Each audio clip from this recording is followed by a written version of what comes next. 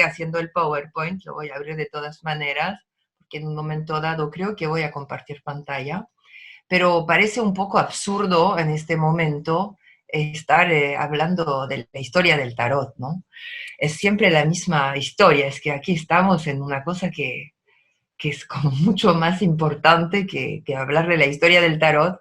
Entonces voy a tratar de tejer las dos cosas, la conferencia que sí tenía y para ustedes y la noción de qué hacemos con el tarot en esa situación. Y bueno, me imagino que si ustedes se anotaron y se apuntaron al Congreso es porque son amantes del tarot, como nos llamo a todos, porque en realidad somos como una especie de hermandad de amantes, como las gopi alrededor de Krishna, ¿no? Todos enamorados del mismo objeto.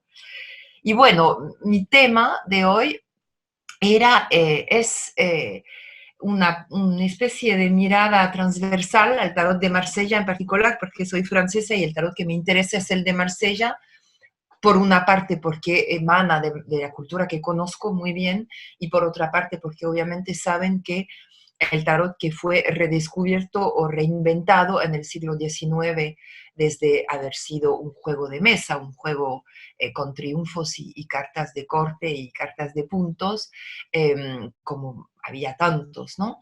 Que ha sido redescubierto o reinventado como juego iniciático, fue el tarot de Marsella inicialmente. De ahí se desarrolló toda la creatividad que conocemos que lleva a que existen no sé cuántos, Victoria, tú que vendes mazos de tarots, ¿cuántos tarots existen en el mundo? Nunca encontré el número, dirías que 5.000, 50.000, no sé. ¿Cuántos mazos? Ah, estás muda. Te tienes que activar el micrófono a Yo, ti misma. ¿Qué dices? yo en mi colección particular tengo en torno a 3.000, pero soy consciente que en el mundo podemos estar hablando sin ningún problema de más de 100.000 mazos. Wow. ¿Ven? Entonces, de cierta manera, ahora existen facsimiles de tarots más antiguos que el tarot de Marsella, como por ejemplo el tarot de Visconti, del cual voy a hablar un poco, pero son casi secundarios. Se hacen también facsimiles de tarots de Marsella antiguos, como ese tarot de Dodal, que ha sido hecho por Jean-Claude Fournoy. Aquí está el tarot de, ¿cómo se llama? Eh, de Dodal, pero hecho por el, el, el artista argentino Pablo Robledo.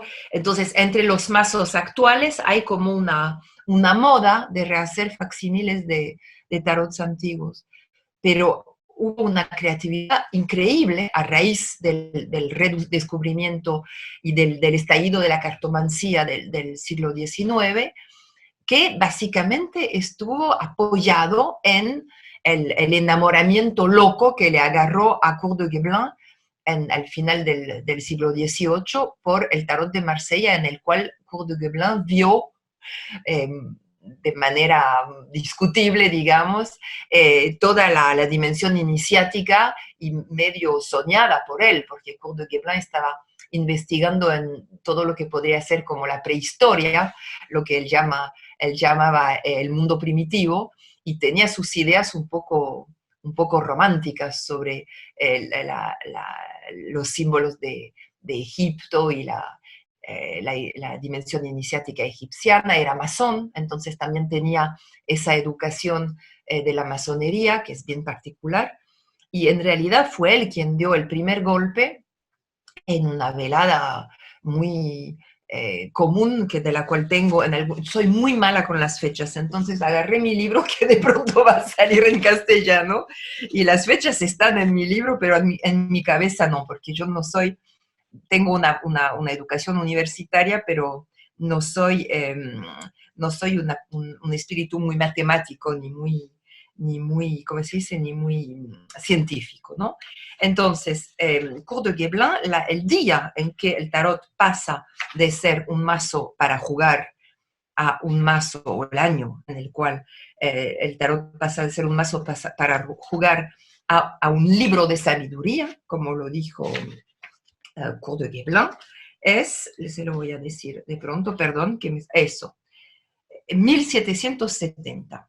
¿no? 1770 es un momento fundamental en la vida del mazo de cartas llamado tarot, porque hay una velada como muy guay, ¿no? En la casa de Madame Helvetius, la condesa de Helvetius, que es la esposa de un filósofo, filósofo en el sentido de los filósofos que prepararon las luces, la Revolución Francesa, y evidentemente están toda la gente conocida de la época. Hay que imaginar una reunión de escritores y filósofos hasta de gente del show business, ¿no?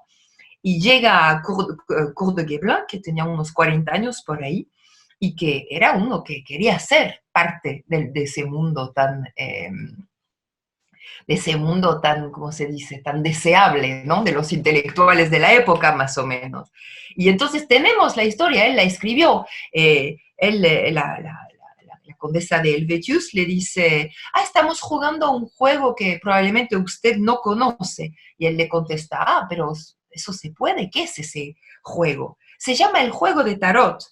Sí, tuve la oportunidad de verlo cuando era muy joven. Sus figuras son extrañas y extraordinarias, le contesta la condesa. Entonces es interesante porque en la época, en Francia y sobre todo en París, el juego de tarot ya había perdido su boga como juego de mesa. Pero nos está enseñando que se jugaba todavía entre los enciclopedistas y los filósofos. Y entonces la condesa le muestra uno de los triunfos de un mazo que podría ser mi mazo preferido, que ahora se acaba de hacer en facsímile en Italia, que se llama el tarot de Madenier, que es un tarot hecho en el 1709. Entonces, muy posiblemente estaban jugando con ese mazo, ¿no? Y esta señora le muestra Le Monde, como para decirle, estamos jugando a cartas con un mazo muy interesante. Y él escribe, le echo un vistazo y de pronto reconozco la alegoría. No nos dice cuál. Todos tuvieron que dejar la mesa de juego para ver esa carta maravillosa donde yo podía descifrar lo que ellos nunca habían visto. Cada persona me mostró otro triunfo del juego y después de un cuarto de hora habíamos mirado todo el mazo y lo habíamos declarado egipcio. Y una de las cosas que cuento siempre, porque para mí es realmente la base de esa construcción del tarot como juego iniciático y juego egipcio, es que todos ven en la estrella, como lo ven en este mazo del 1709, que no es el más antiguo que exista, pero que más o menos es contemporáneo de la época en que empieza ese mito que tanto nos ha servido del tarot iniciático, egipcio, masónico, etc. Dicen, está una flor y sobre la flor está una mariposa. Entonces, evidentemente estamos viendo que está un árbol con un pájaro encima. Y este árbol con el pájaro encima, en todos los tarots del estándar de Marsella, en la estrella, es un árbol con un pájaro. Es un pájaro que canta en un árbol. Pero empieza Cour de Guéblin diciendo que no es un pájaro, sino que es una mariposa, que tiene que ser una mariposa, porque tal como el carro se vuelve el carro de Osiris, las gotas de agua que están en la luna son las lágrimas de Isis que vienen a llenar las aguas del Nil, etcétera, etcétera. Eso tiene que ser la mariposa sobre la flor, que no me acuerdo cuál es la historia porque soy muy mala en la egipciología, pero lo retoma Eliphas Levi en un momento dado. Bueno, les diré en otro momento o leerán mi libro porque tengo que hablarles de muchas otras cosas. Pero esta es la noción de que una persona que tiene una fascinación preexistente por un mundo coherente hace lo que Jodorowsky, que fue mi maestro de tarot, llamaba un concordantismo. Es decir, que tal como las hermanas de la Cenicienta se tienen que cortar un talón o cortar la punta de los pies para caber en las sandalias que decretan que el pie que cabe dentro es el pie de la princesa, de la misma manera empezaron a cortar, y no por casualidad es la estrella, porque la vamos a reencontrar soñada y fantaseada por André Breton, que el pájaro y el árbol de la estrella son una flor y una mariposa. Entonces, mi propuesta es retomar el tarot y el tarot de Marsella, pero también los tarots italianos, desde su origen, para tratar de entender cuál fue la intuición que tuvieron esa gente, Cour de Guesblanc, y después de él, obviamente, Eliphas Lévy, y todos los que siguieron, que recibieron un tipo de información sobre la importancia del tarot, sobre la dimensión simbólica, iniciática, sobre su numerología y todas cosas que no voy a explicar en esa conferencia, pero que obviamente en varias formas de leer el tarot son muy evidentes. Hay muchas escuelas, hay muchas maneras de leer el tarot. Yo soy del linaje de Paul Marteau y de Alejandro Jodorowsky, desarrollándolo por mi propia parte. Tengo todo el respeto del mundo para quien está trabajando con otras formas, con otros tarots, porque pienso que el juego es suficientemente vasto como para acoger en su corazón la coherencia de cada uno. Pero lo que tenemos que ver es que el tarot empieza justamente en el siglo XV con esos mazos Visconti que ustedes conocen. Les voy a mostrar simplemente el facsímile para no estar todo el tiempo compartiendo pantalla, donde, por ejemplo, la fuerza, más o menos es un facsímile al tamaño real, que es muy interesante porque para jugar a cartas es un poco complicado. Y las cartas, yo tengo una teoría totalmente insostenible, pero para mí la gente tenía las cartas así y hacían un juego de teatro, las tenían colgadas, porque todas tienen un huequito, ¿no? Pero, por ejemplo, ves que la fuerza es Hércules, ¿no? No es Hércules, así se dice. Soy francesa, perdón. El colgado está muy cercano de las pinturas de infamia italianas, de las cuales tiene su origen. Eh, pero era una obra de arte. Esos tarots italianos, si eran juegos, si eran para jugar, eran para gente rica. Entonces, siempre la pregunta que se hacen los historiadores, porque en realidad no hay conclusión definitiva sobre el origen del tarot, es saber si preexistía un mazo popular, sabiendo que los mazos de cartas entran en Europa, no del tarot, pero de cartas, entran en Europa desde el final del siglo XIII, entonces hay una posibilidad que haya existido un proto-tarot desconocido, y de la misma forma que ahora tenemos, por ejemplo, las figurinas de Disney, hechas en tamaño gigante, con dorado, etcétera, por Jeff Koons, podríamos imaginar, o los Pokémon o no sé qué, que hay artistas que retoman personajes o juegos populares para hacer de ellos una obra de arte. Podríamos teóricamente imaginar que el tarot Visconti, los mazos Visconti Sforza, no son necesariamente los mazos originales y que preexistía un tarot. Pero para mí no es lo que importa. Lo que me interesa es que el simbolismo de los mazos Visconti Sforza básicamente se vuelve a encontrar en el tarot de Marsella, donde volvemos a encontrar el colgado, volvemos a encontrar la fuerza, volvemos a encontrar bajo otra forma la muerte, la templanza tal cual, que es un motivo del Renacimiento bastante tópico, el diablo, etcétera, etcétera.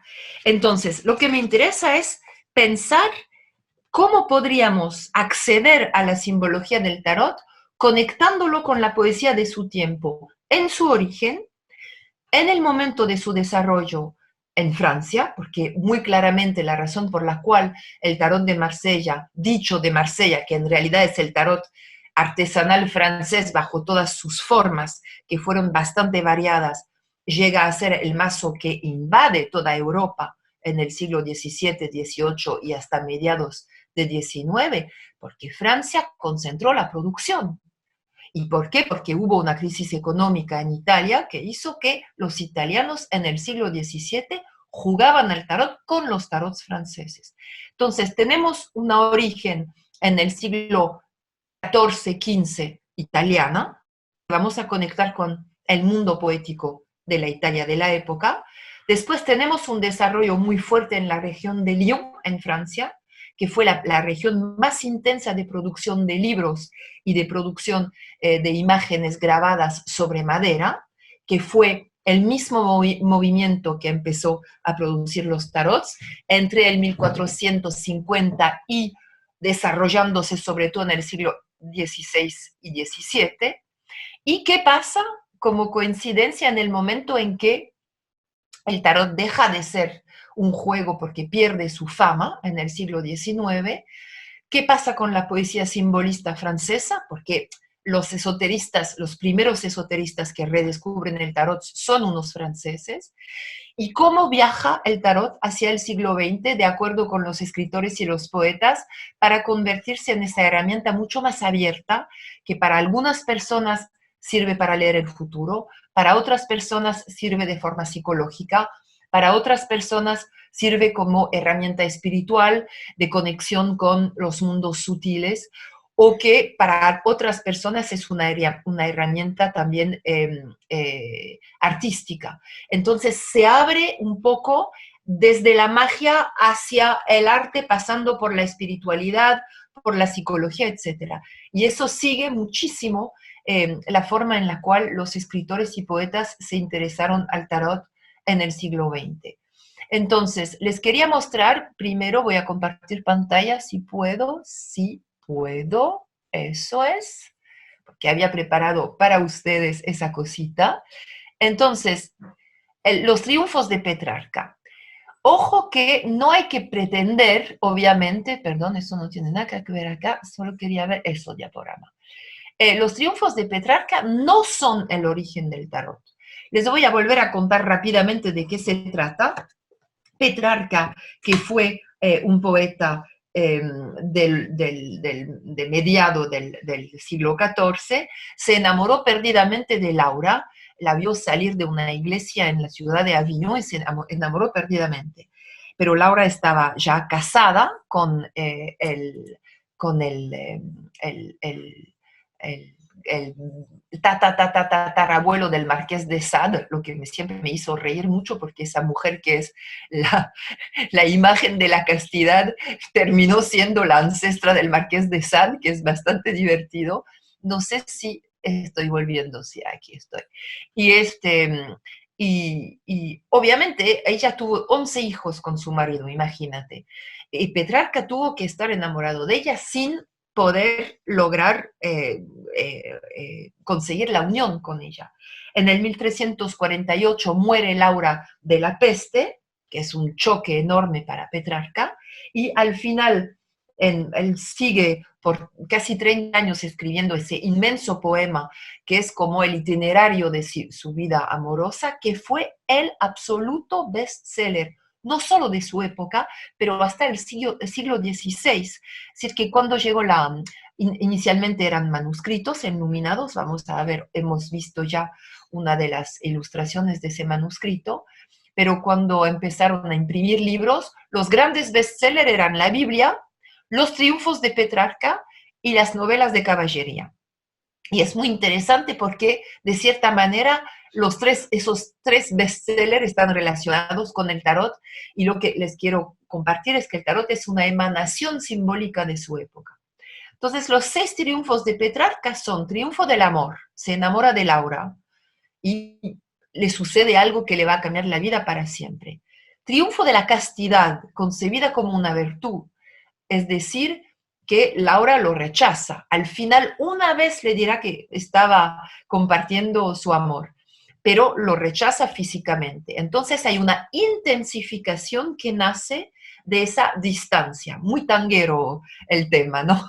Como en el tango, el abrazo del tango está intensificado por el hecho que la gente se abraza al nivel del corazón, pero que al nivel de los sexos dicen que tiene que correr un río entre los dos bailarines. Entonces la intensidad emocional se hace más fuerte aún, como en el amor cortés, sí, porque justamente el gozo físico es absolutamente impensable. Tercero triunfo, triunfo de la muerte. Esa mujer tan perfecta, tan sublime, padece la pandemia de la época, que es la de la peste, y desaparece. De ahí Petrarca se pone a escribir, porque quiere conseguir para ella el triunfo de la fama, tal como Dante, del cual Petrarca es gran admirador, hizo de Beatriz una figura sublime, divina, etc. Él quiere elevar a Laura al nivel de la fama más grande posible. Pero el mismo Petrarca escribió el De Viris Illustribus Urbis Romae, el libro sobre los hombres ilustres de Roma. Entonces él sabe que la fama se derrumbe. Y el quinto triunfo es el triunfo del tiempo, que puede hacer polvo los más grandes monumentos y las más grandes famas. Y entonces, a través de ese duelo, de ese luto repetido del triunfo del tiempo que hace eco al triunfo de la muerte, Petrarca, gracias a Laura, alcanza la eternidad.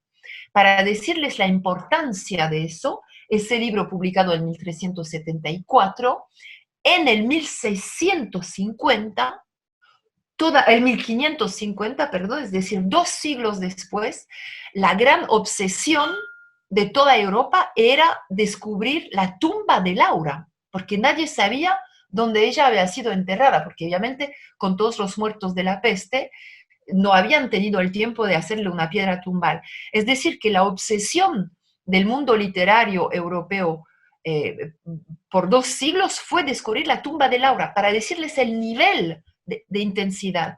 Entonces, dentro de ese contexto se desarrolla el tarot, y les quiero mostrar en lo que preparé de la conferencia. Aquí, por ejemplo, está no sé cómo hago para, ay Dios mío, odio esas cosas. ¿Cómo es? Así diaporama, eso, así va a ser más grande. Aquí está a la izquierda el triunfo de la muerte, una miniatura de la época en que Petrarca todavía se publicaba en manuscrito, fin del siglo XIV, inicio siglo XV, junto con uno de los tarots de los Visconti Sforza, con la muerte que está a caballo, con no sé cómo se llama esa herramienta, y ven los cadáveres en el piso, que son exactamente en la misma situación como los cadáveres en la miniatura. Entonces, hay una influencia evidente de la iconografía petrarquista con los inicios del tarot italiano. Aquí puse varias representaciones todavía en manuscrito y de la época entonces antes de la imprenta de los triunfos de Petrarca. A la izquierda abajo tienen el triunfo de la eternidad, todavía en un carro, como lo ven. Entonces no hay que ir a buscar el carro en Egipto, en realidad ese carro que está jalado por los 4 vivos del Apocalipsis, si lo ven está el ángel, el águila, el toro y ¿cómo se llama? El león, que vamos a volver a encontrar en el mundo. Es iconografía absolutamente cristiana, es un carro donde están obviamente todo el Cristo con todos los grandes padres de la iglesia, obispos, etcétera, etcétera. A la extrema derecha también tenemos un triunfo de la eternidad. Arriba en el mural ven el triunfo del amor primero, seguido por el triunfo de la castidad. Entonces, ese motivo del carro como triunfo fundamental es muy importante y saben que el primer nombre de los tarots era Los Triunfos. Después, muy interesante también, aquí tenemos a la izquierda el triunfo del tiempo de Petrarca por el maestro del Pico, 1490, si no me equivoco, y a la derecha exactamente la misma iconografía en un tarot italiano del siglo XVIII ya, que es el tarot alla torre, si no me equivoco. Entonces ese viejo alado con 2 muletas, ven que está como muy presente. Voy a dejar de compartir por un minuto, volver. ¿Está funcionando, Victoria? Mi compartir. Oh, genial. Entonces, es muy importante, no es para hablar mal de Cour de Guesblanc, quien tiene un tarot egipcio muy bien, fascinante, pero estamos empezando a ver que esa noción del carro, ese ermitaño que vamos a volver a encontrar en el tarot, las virtudes cardinal que son la fuerza, la justicia, la templanza, son en realidad representaciones absolutamente occidentales y cristianas, y que lo que es interesante, me parece muy interesante del tarot es que junta un poema que es un poema de amor, un poema donde el femenino es la dimensión sublime que viene a llamar y animar el poeta a emprender el camino de superación de sí mismo, y evidentemente eso nos hace pensar en esa carta del mundo que en los tarots de Marsella tipo 2 va a representar una mujer justamente dentro de ese triunfo de la eternidad, jalado por los cuatro animales, los cuatro vivos del Apocalipsis del tetramorfo. Entonces, tenemos ya con Petrarca que no es solo él, sino la mentalidad de su época, y él va a influir locamente sobre toda la poesía del Renacimiento, hasta la poesía francesa, a la cual vamos a llegar muy pronto. Ya tenemos esta dinámica de que el poeta o el peregrino, o si es San Roque el que está buscando sanar la peste, o el loco de la corte, que es como la figura simétrica del caballero que está enamorado de la reina, esa figura del hombre que se encamina hacia una dirección, encuentra en el femenino divino el Anima Mundi, la Sofía, Beatriz de Dante, Laura de Petrarca, el llamado que le hace pasar por todas las etapas de su camino. Y es una propuesta entre miles. Tienen derecho a mandarla a la mierda si quieren, pero esa noción de que el caminar espiritual o el caminar a través de las trampas de la vida, la trampa del diablo, la trampa de la rueda, la trampa de los arcanos que nunca queremos sacar porque nos hablan de todo lo que estamos viviendo en este momento, de que la vida nos hace malas sorpresas, es también un camino de educación, donde el joven, a través del encuentro con el femenino materno sagrado, que también puede ser, obviamente, la madre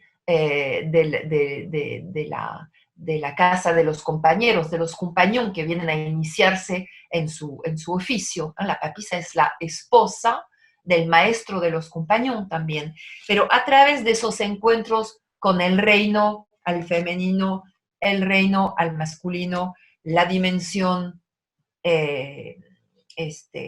espiritual, la complejidad de las relaciones humanas, y esto podría ser obviamente el triunfo del amor. El triunfo fundamental es volverse capaz de seguir avanzando. Y el 7 va a marcar, como sabemos, los arcanos mayores son 21, el 7 va a marcar la primera, el fin de la primera parte, si está en 3 partes, que después empieza con la justicia, que es una virtud cardinal. Entonces tenemos la segunda serie con las 3 virtudes cardinales, donde llegamos a la dimensión del ermita, el hecho de ser despasionado de todas las cosas del mundo, y el enfrentamiento con la impermanencia, donde la puse acá, ¿no? Entonces, obviamente el tarot tiene su propio recorrido, y la numeración de los arcanos mayores no está en el tarot inicial. Entonces, la propuesta que les estoy haciendo, como que las cartas estén en este orden, es una cosa que ha sido fijada y manifestada por el tarot de Marsella. Ahí se vienen a mezclar muchas otras influencias, entre las cuales la alquimia. Justamente las próximas imágenes que le voy a mostrar son la alquimia. Pero es muy interesante imaginar que los arcanos mayores del tarot puedan describir a la vez todos los acontecimientos posibles de una vida, con sus altibajos, y a la vez el estado de ánimo que necesitan por parte del peregrino o del poeta o del caballero, y ponlo en el femenino. Obviamente la época es machista, es patriarcal, pero ahora como mujeres lo podemos poner en el femenino: la peregrina, la poetisa enamorada, y hasta la caballera, ¿no? La que está en búsqueda. Ese estado de ánimo, de esperanza, de amor, de seguir adelante, que por un lado es un estado espiritual, es el estado de quien camina hacia Compostela, por ejemplo, pero que también es el estado que el amor humano, que poco a poco se vuelve un amor sublime, mantiene dentro de la poesía de Petrarca. Va a ser una inspiración enorme, inmensa para los siglos que sigan, y voy a volver a compartir para hablar de, obviamente, la otra influencia que se viene a entremezclar con, cada vez hago la misma tontera, eso, con esa poesía petrarquista, que es el desarrollo de la iconografía alquímica, de la iconografía de los emblemas. Aquí estamos pasando a la segunda fase, es decir, que en el momento en que el tarot se empieza a fabricar de forma artesanal y de forma masiva, a medida que los jugadores piden más mazos para jugar, porque el desarrollo del tarot sigue el hecho que ese juego entusiasmaba a los jugadores. Ahí se vienen a mezclar a las imágenes iconográficas del Renacimiento, la iconografía de la alquimia. Y aquí estamos viendo con mucha claridad, esta es un emblema de la Atalanta fugitiva de Mayer, ese personaje del sabio con la linterna, en este caso tiene gafas, tiene un bastón que indica que es bastante viejo y que está siguiendo la vida o la verdad, otra vez una metáfora femenina, porque sabemos que la alquimia retoma esa dimensión de la sexualidad sublimada y de la relación entre femenino y masculino como luna y sol, con muchas otras dimensiones. Aquí tenemos el gallo y la gallina, que en el tarot no están, pero esa dimensión de la complementariedad entre femenino y masculino está profundamente anclada dentro de la mentalidad de la Europa del Renacimiento, y esa iconografía se empieza a difundir perdidamente. Obviamente aquí van a reconocer dos figuras que están presentes en el tarot, que son la luna y el sol, personalizados, con caras, de forma muy interesante dentro del tarot, de los tarots italianos. La luna y el sol no estaban representados por figuras así humanizadas. Aquí tengo, por ejemplo, una luna del tarot, de un tarot italiano del fin del siglo XV, y generalmente la luna era dos astrónomos que estaban mirando la luna. Entonces, esa personalización, esa figuración de la luna y del sol, como los tenemos en el tarot de Marsella, con caras en la luna y en el sol, está muy conectada con la iconografía alquímica. Espero que les interese lo que les estoy contando. A mí me apasiona, pero espero no ser la única, ¿no? Y entonces, otra vez, aquí diaporama.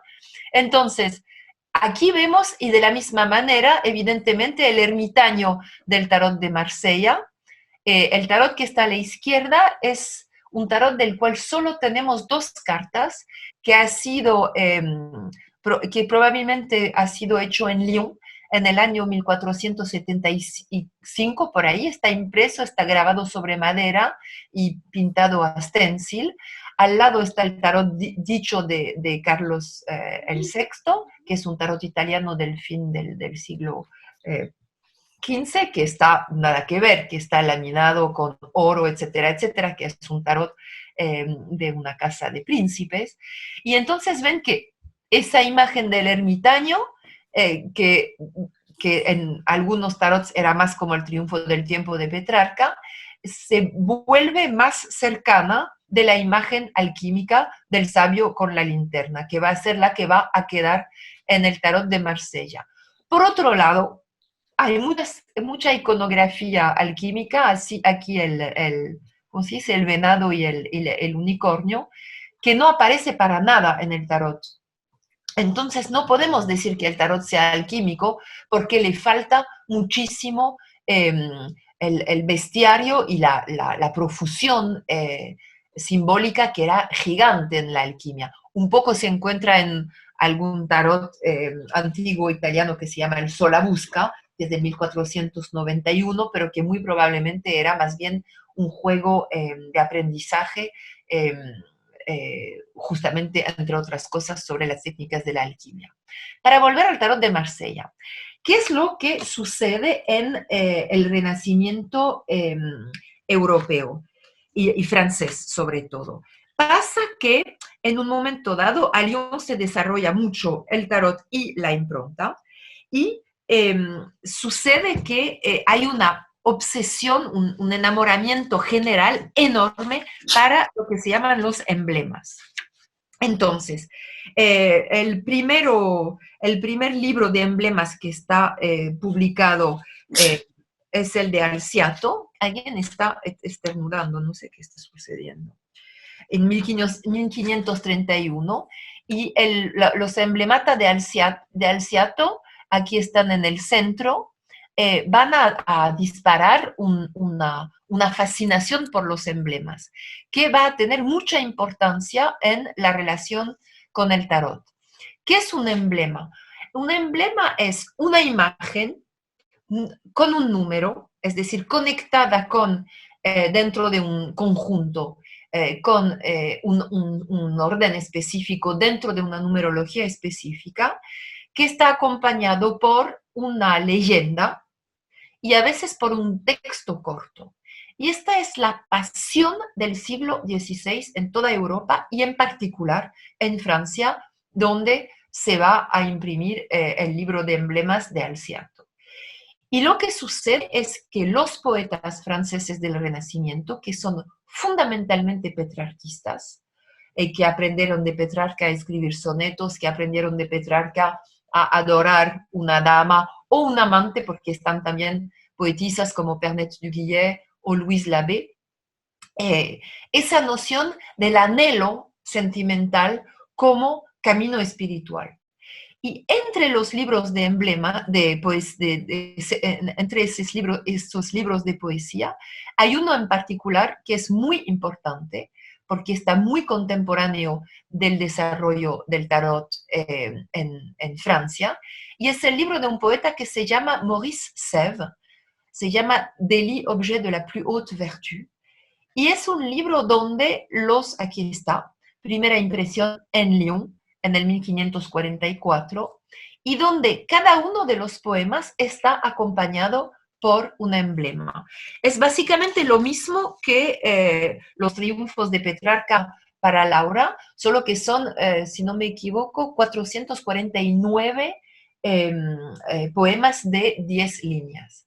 Y cada uno tiene un número y cada uno tiene una imagen rodeada por una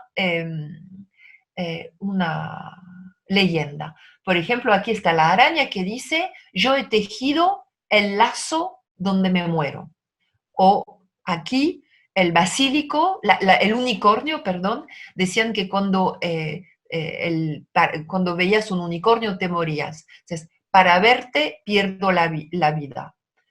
O la persona, una mujer que está, ¿cómo se dice?, barajando la mantequilla, mientras más trato de ablandarla, mientras más dura se pone conmigo.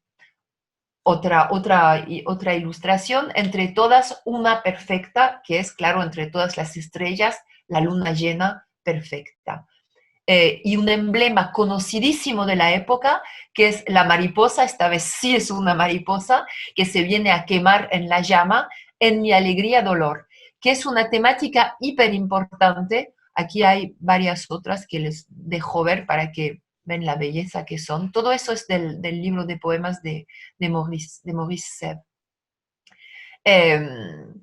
Aquí ven un ave fénix, de muerte a vida.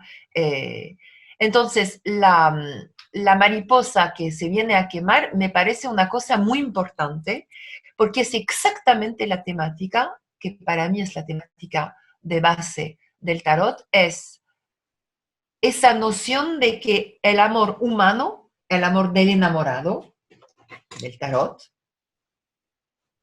voy a volver a sacar la carta del enamorado aquí, ¿no?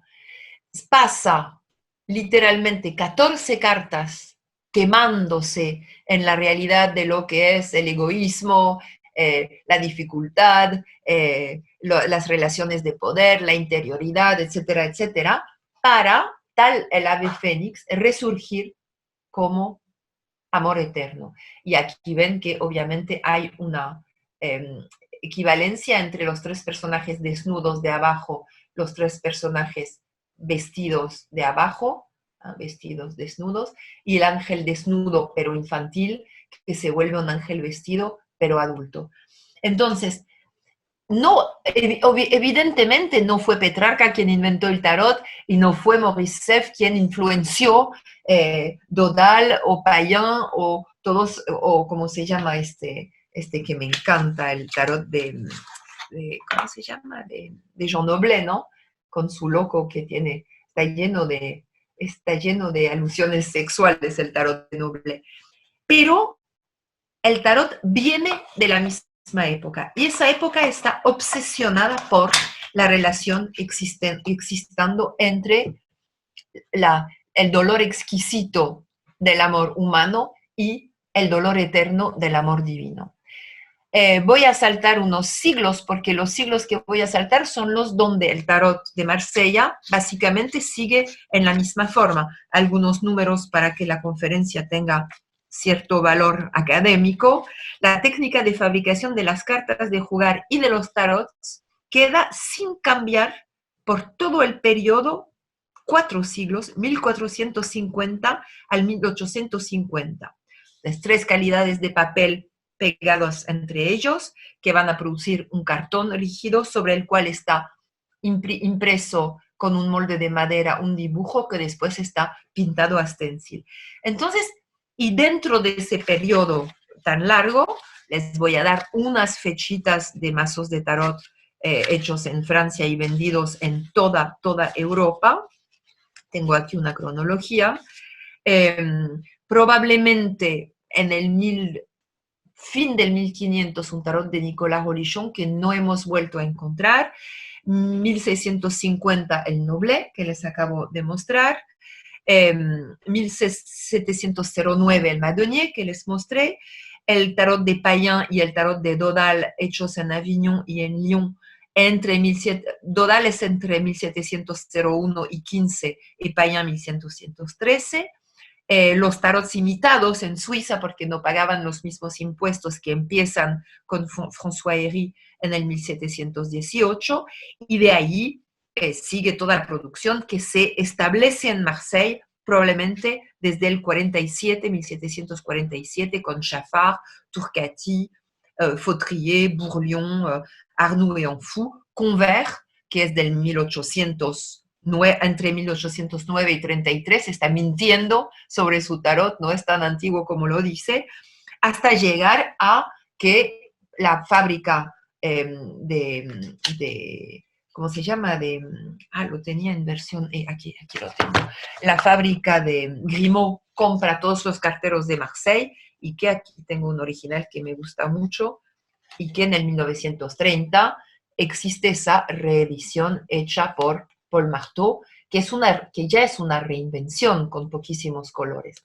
Entonces el estándar de Marsella ya no se mueve y la poesía desaparece. Extrañamente es la época en que toda la poesía desaparece. Y bueno, llega el juego de los mazos y llega todo lo que sabemos de la Revolución Francesa, etc. Las últimas cosas que les quiero contar es que me interesa mucho el hecho que en el siglo XIX, cuando reaparece el tarot, en realidad aparece a la misma vez que empieza a reaparecer el fantástico. Es decir, que la religión, el misticismo en Francia se interrumpió en el reino de Luis XIV, porque la religión se volvió religión de Estado, y en realidad con las luces todo se ha vuelto, la religión ya se vuelve una herramienta de control político y burgués, pero el misticismo desaparece, la filosofía afirma que Dios es un relojero, y en el siglo XIX la gente ya no da más, necesita misterio, necesita magia, es ahí cuando empieza a existir la cartomancia con Etela, con Madame Lenormand, no voy a entrar en esos detalles, y hay un redescubrimiento del mundo de de la Edad Media y del Renacimiento. Y el simbolismo en arte, en poesía y en el mundo de la pintura y del dibujo, va junto con el redescubrimiento del tarot. Entonces, el simbolismo es una manera de manifestar el mundo interior como forma externa. Aquí tienen un grabado del gran Gustave Doré, que obviamente es una ilustración, como la reconocieron si son españoles, del Quijote.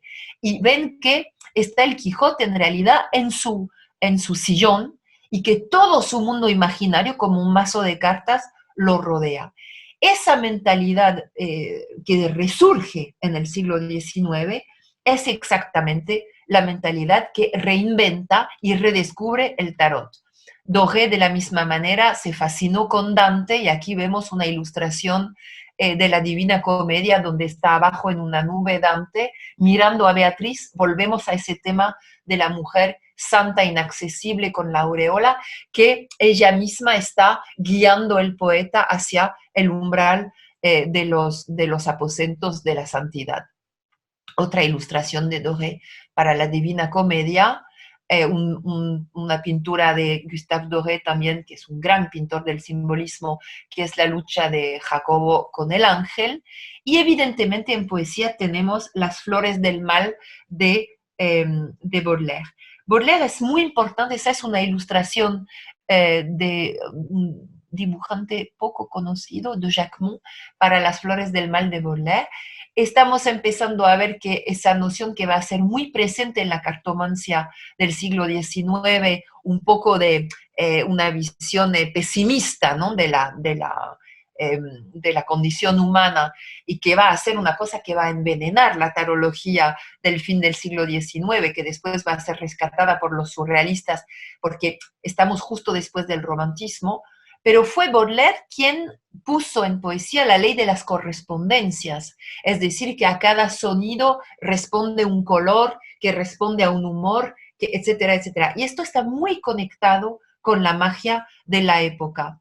Conectado también está entonces, Las Flores del Mal, 1857. Estamos al lado del trabajo de los esoteristas. Aquí tenemos un dibujo de Odilon Redon. Estamos viendo cómo el simbolismo va hacia el surrealismo. Redon hizo ilustraciones de Fleur du Mal, ¿no? Estos son ilustraciones para Las Flores del Mal de Baudelaire. Entonces ven que ya de simbolismo a surrealismo, de simbolizar el mundo interior al exterior, estamos yendo hacia el tarot como, perdón, estamos haciendo hacia una mirada directa al inconsciente, que va a ser obviamente la exploración todavía Odilon Redon, toda la exploración del inconsciente. Aquí está la primera página de un poema de Stéphane Mallarmé, que es un gran simbolista, que se llama Un coup de dé jamais n'abolira le hasard. Más el hecho de tirar dados matará o abolirá al azar. Es muy importante esa noción porque dentro del simbolismo, y esta es la versión impresa, entonces, la noción que la palabra es mágica, que la forma de disponer las cosas en el espacio tiene que ver con la magia, todo eso va a influenciar muchísimo la mirada hacia el tarot y la manera de leer los tarots. Todo ese movimiento del simbolismo y del esoterismo en poesía no es que emana del esoterismo, al revés, el esoterismo y el ocultismo en magia está como muy escondido, mientras esos movimientos poéticos están bastante en el delante del escenario. Entonces es una manera de ver que de cierta manera el mismo soplo que estaba presente. Y dentro de Baudelaire está también la mujer idealizada, solo que él le escupe en la cara y la trata de mala, etcétera, etcétera, porque está el machismo y estuvo, pero siempre la llama diosa, la llama inspiradora, musa, etcétera, etcétera. Entonces esa noción de un femenino, del anhelo hacia un femenino, que es un femenino muy sexualizado en la poesía de Baudelaire, mucho más misterioso,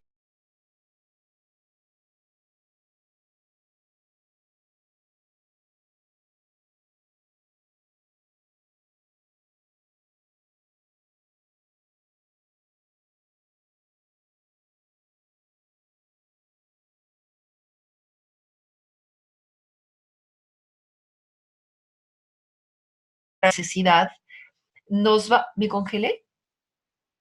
Ay, ¿me sigo congelando? ¿Se me escucha por lo menos? Ah, bueno. ¿Se perdió algo que dije en mi delirio? Ok, dime, Victoria, ¿qué tengo que repetir? Como el último minuto más o menos. Ok, entonces lo que digo es que la poesía simbolista vuelve a una visión de la mujer como fuente de atracción para el hombre, pero como umbral hacia otra dimensión. En el caso de Baudelaire está vivido con mucha rabia. Él tenía una amante que se llamaba Jeanne Duval y de cada otro poema la llama demonio ángel, demonio ángel, demonio ángel. Pero en el fondo es la versión siglo XIX de esa mujer idealizada. Y en la poesía de Nerval, que habla directamente del tarot, yo soy el tenebroso, el viudo, el desconsolado, el desdichado, ¿no? El príncipe de Aquitania, del cual la torre fue arruinada, la torre es la casa de Dios, mi única estrella murió y mi laúd constelado tiene el sol negro de la melancolía, etc. Nerval hace referencias directas al tarot y de la misma manera tiene esa dimensión de anhelo hacia la mujer que va a salvar su alma, básicamente. Es un tema muy fuerte en la poesía francesa del fin del siglo XIX, que poco a poco se va a convertir en una mentalidad a la vez de mirada hacia el inconsciente y de mirada hacia la magia, y el inconsciente como sede de la magia. Por eso les mostraba, y voy a volver a eso, la poesía sobre los dados y el azar de Mallarmé, esa noción de que entre el azar y la necesidad, lo que los surrealistas van a llamar el azar objetivo, es decir, el hecho de tirar cosas a la suerte y de a través de la suerte encontrar una realidad profunda, ahí vamos a desembocar, los surrealistas están enamoradísimos de Mallarmé y de todo el simbolismo de Huysmans, de Lautréamont, etcétera, etcétera, y vamos a desembocar en la fascinación de los surrealistas por el tarot. Aquí tenemos la revista Minotauro del 1933, si no me equivoco, sí, con una portada de André Derain, que dibujó el Minotauro y escribió el nombre de la revista sobre 4 cartas de un tarot que podría ser un dodal, si no me equivoco, lo tendría que averiguar, nunca lo averigüé porque tenía demasiado trabajo, pero bueno, que es de esa época y fue como un momento clave porque fue donde André Breton descubrió el tarot. En realidad fueron los pintores surrealistas quienes se interesaron al tarot y la pasión de Breton no era el tarot, era la alquimia. Entonces, lo que pasó fue que en los años 40, en el momento en que los alemanes ocuparon la parte norte de la Francia, obviamente los artistas y los surrealistas en particular eran mala fama, iban a terminar en los campos de concentración y huyeron todos en Marsella con la esperanza de meterse a un barco para Américas. Y en ese exilio marsellés concibieron un juego de cartas que se llama el juego surrealista, que es una baraja normal, pero en la cual pusieron a Paracelso, a Lautréamont. Es bastante fácil de encontrar el juego surrealista. Y fue allí donde, en la biblioteca de Marseille, investigando sobre los tarots, donde Breton descubrió toda la literatura ocultista sobre el tarot de Marsella. Es decir, que cuando se encontró en América, después pasó toda la guerra ahí, donde lo dejó Jacqueline, su mujer, por un hombre más guapo y más joven, se encontró con el corazón roto, como nos pasa a ciertas veces, y después conoció a la que fue la última mujer de su vida, que era chilena. Fue allí, concibiendo un libro de alabanzas sobre esa mujer, que se acordó de esa portada del Minotauro y que escribió, y eso fue muy importante porque la fama en Francia del tarot de Marsella está muy, muy debida a André Breton. Voy a encontrar la carta que mandó a uno de sus amigos y le voy a decir. escribe a Patrice Valberg, 8 de marzo 44. ¿Podría alguien encontrar para mí en Londres uno o dos mazos de tarot? Cartas de viejo modelo, naturalmente, tipo portada del número 3 y 4 de Minotauro. Quiero escribir un libro alrededor del arcano 17, la estrella, la juventud eterna, Isis, el mito de la resurrección, etcétera. Claro, el viejo verde se había enamorado, tomando por modelo una señora a quien amo y que en este momento se encuentra en Santiago. Y la publicación en el 44 de Arcano 17 fue un momento muy importante, porque claro, dentro de la posguerra, los surrealistas volvieron a tener la fama. 5 años después, Paul Marteau, gran amigo de los surrealistas, escribe su libro seminal sobre el tarot de Marsella, que estoy segura que Victoria lo tiene en su colección en por lo menos 2 ejemplares. Las cartas eran del 33, pero el libro es del 47. Y quiero simplemente terminar diciendo que entonces ¿dónde tengo la pantalla compartida? No todavía. Compartir pantalla, ahí. Entonces, es un momento muy importante, ese momento donde los surrealistas se apoderan del tarot, porque el tarot se vuelve un objeto literario. Después sale el Arcano 17, esta es la versión, porque ha ido en libro de bolsillo después y tal, es la versión de bolsillo de los años 60, 50 o 60.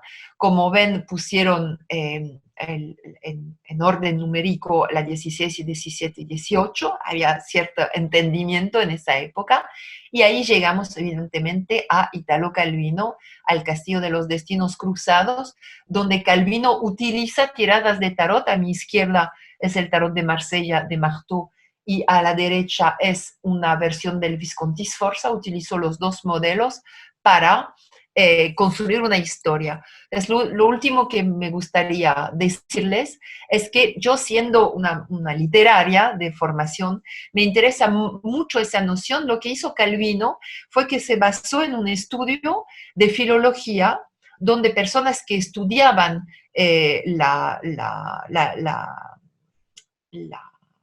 ¿cómo se llama? No es filología, sino, no es literatura, la lingüística, explicaban que de cierta manera cualquier acto de cartomancía es una narración. Básicamente es una narración. Y entonces estaban aplicando a la cartomancía, predictiva o no predictiva, todo el trabajo que se puede hacer sobre las técnicas de narración. Y entonces Calvino tuvo la idea al revés de utilizar el tarot para generar una narración, que fue una primera experiencia, y obviamente es muy importante porque ahora hay, pero montones de gente que se están basando en el tarot, no solo como lo hizo Dalí o como lo hicieron muchos artistas, Niki de Saint-Phal, Jules Solar en Argentina, etcétera, dibujar su propio tarot, es decir, entrar dentro de la estructura de los arcanos mayores y desarrollar una narración individual, pero de forma pictural sobre los arcanos mayores, sino utilizar el tarot mezclado, las cartas en desorden, como herramienta poética, de cierta manera, que cuenta una relación entre un elemento y otro en desorden. Entonces, para concluir, me gusta mucho esta visión, porque dentro de la dimensión poética del tarot de Marsella se encuentra el anhelo hacia el amor absoluto, que está dentro de la poesía, entonces su dimensión espiritual. Se encuentra en el anhelo hacia la belleza, que es su dimensión puramente artística. Se encuentra la dimensión de compartir lo que uno vive para resonar en los corazones de otros, que para mí sería la dimensión psicológica que encontramos en el tarot, y lo que la poesía específicamente cuando logra hacer, esa dimensión que está más allá del tiempo y del espacio, de resonancia, que en realidad tiene que ver con la magia bien entendida, porque la magia, según como lo siento, estamos con una bruja mayor acá, que me va a decir si está de acuerdo o no, pero en el fondo es un entendimiento y una celebración del inmenso misterio de la vida. Y no es ningún ensayo de simplemente doblar la vida a mi propia voluntad, porque eso evidentemente es una dimensión muy infantil de la conexión con la magia. Entonces les quería proponer ese pequeño, eh, ¿cómo se llama?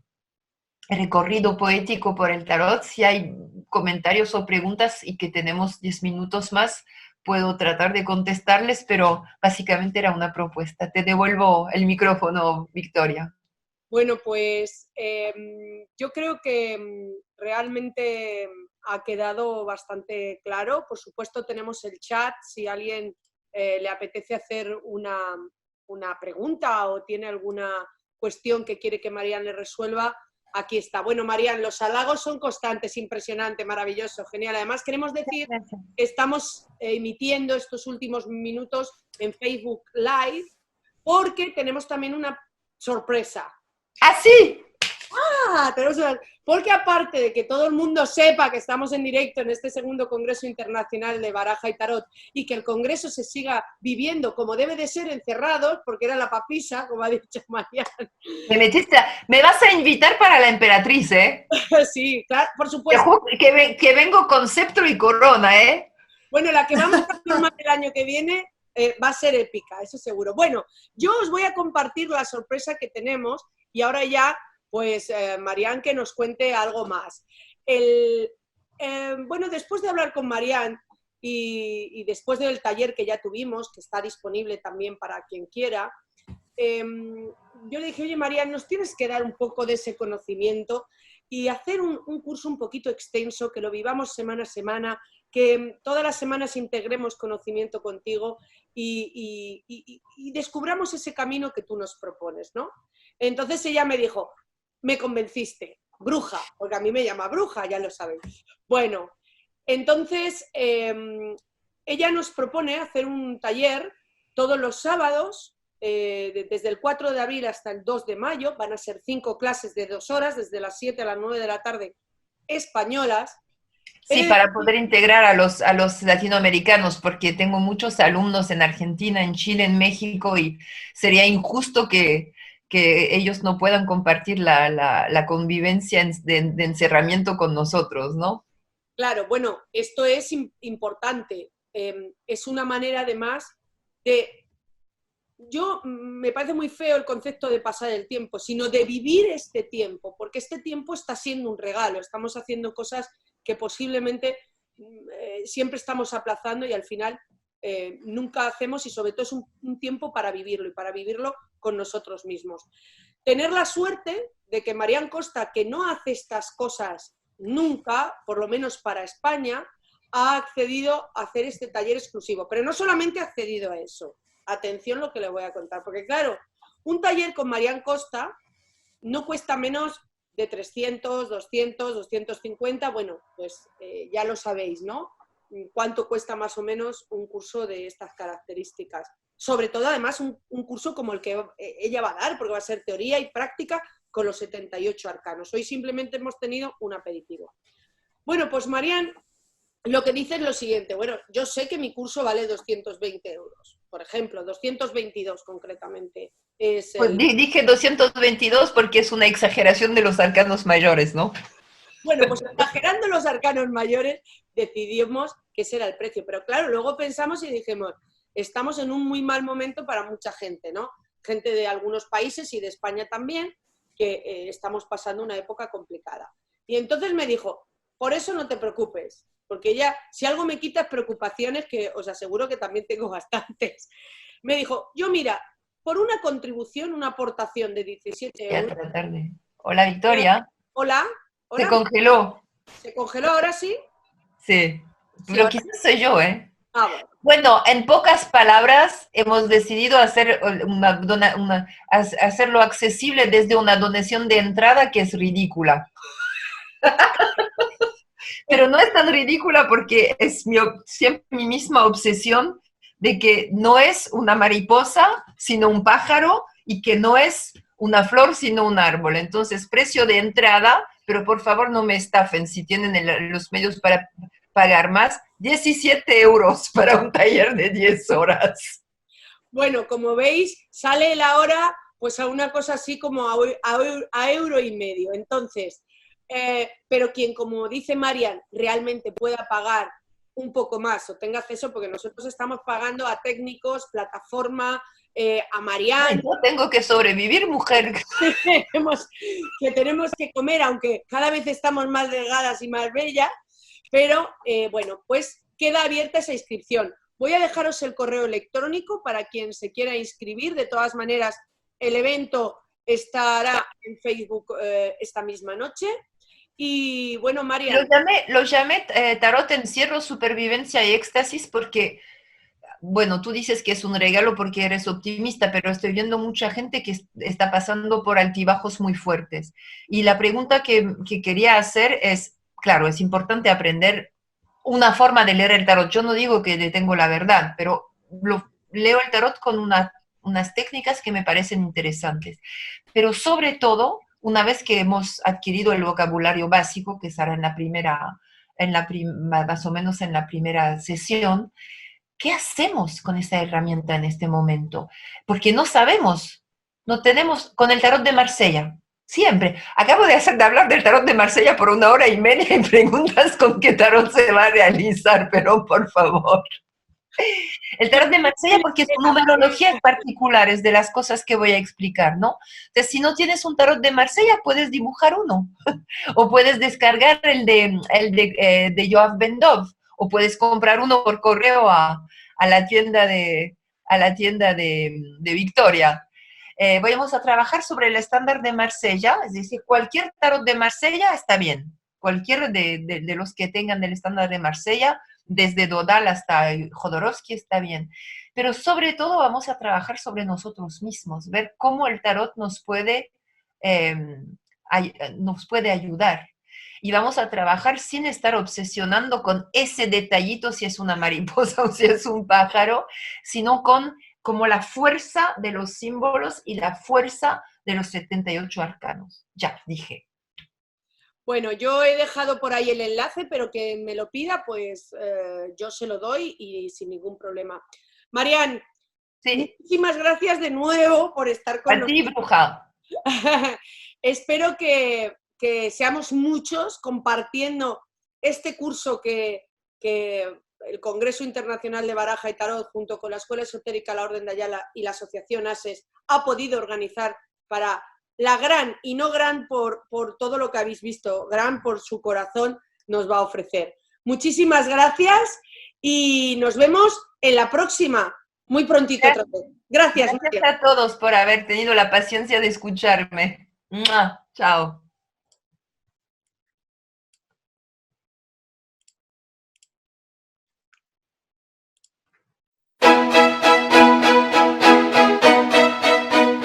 Bienvenidos al segundo Congreso Internacional de Baraja y Tarot, Madrid 2020. Hola amigos, por el segundo año consecutivo, desde los diferentes rincones del mundo, todos los países nos reunimos en una gran hermandad en torno a la baraja y al tarot. Para conocer y aprender de una herramienta muy antigua, poseedora de una enorme fuente de bienestar y sabiduría. Descubrir quiénes somos y cuáles son nuestros enormes potenciales es un camino que puedes comenzar a recorrer junto a nosotros. Te invitamos a ser parte de esta gran familia. Te esperamos en el segundo Congreso Internacional de Baraja y Tarot, Madrid 2020.